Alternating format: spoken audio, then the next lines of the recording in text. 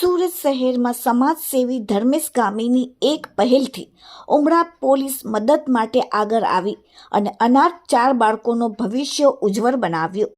સુરત શહેરના ભટાર વિસ્તારમાં બ્રિજ નીચે અનાથ 5 બાળકો સાથે માતા બ્રિજ નીચે રહેતા સમાજસેવી ધર્મેશ ગામીની તેમના પર નજર પડતા તાત્કાલિક સુરત શહેરના ઉમરા પોલીસ સાથે વાત કરતા ઉમરા પોલીસ અને તેની તાત્કાલિક સી ટીમ દ્વારા માતા અને તેમના બાળકોની મદદ માટે આવી પહોંચી અને ઉમરા પોલીસની સી ટીમ દ્વારા માતા સાથે ધર્મેશ ગામીને સાથે રાખીને વાતચીત કરીને અનાથ બાળકોને કામરેજમાં આવેલ વાત્સલ્ય ધામમાં હંમેશા માટે ભણવા માટે મોકલવામાં આવ્યા। જ્યાં સુધી બાળકો ભણશે ત્યાં સુધી સુરત શહેરના કામરેજમાં આવેલ વાત્સલ્ય ધામમાં રહેવા માટે રાખવામાં આવશે। ત્યાં ભણશે, રહેશે, ખાશે, પીશે અને રહેશે અને એક ઉમદા સેવાનું કાર્ય ઉમરા પોલીસ દ્વારા કરવામાં આવ્યું।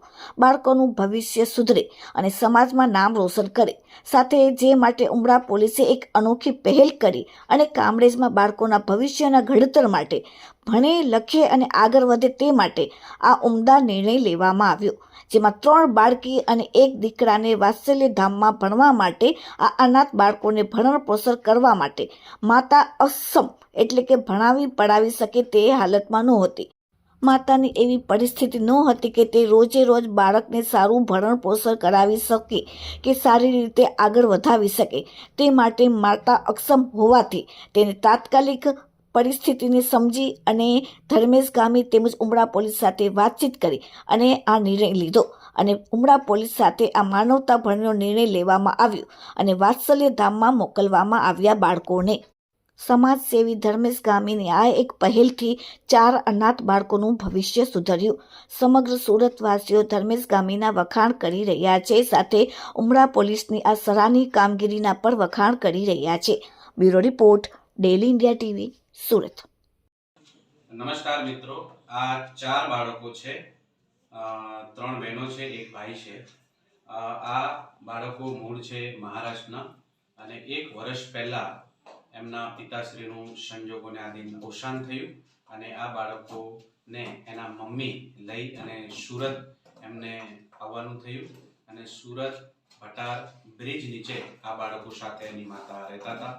માતા પણ એટલા સક્ષમ નથી કે એને રાખી શકે, એને જમાડી શકે, એનું ભરણ પોષણ કરી શકે।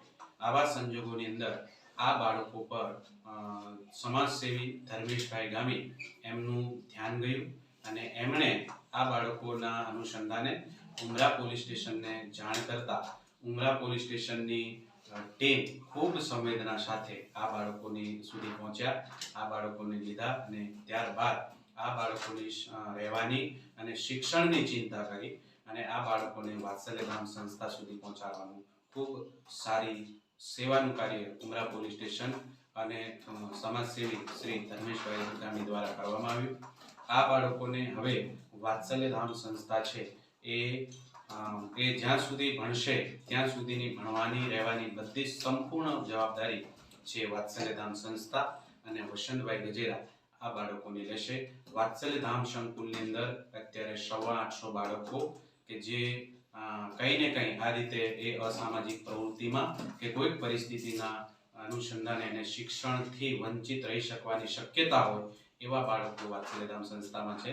વાત્સલ્ય ધામ આવા બાળકોની સેવા કરી અને એને જીવન બનાવી અને સારા નાગરિકનું ઘડતર કરવાનું ભગીરથ કાર્ય વાત્સલ્ય ધામ સંસ્થા દ્વારા થઈ રહ્યું છે। આભાર।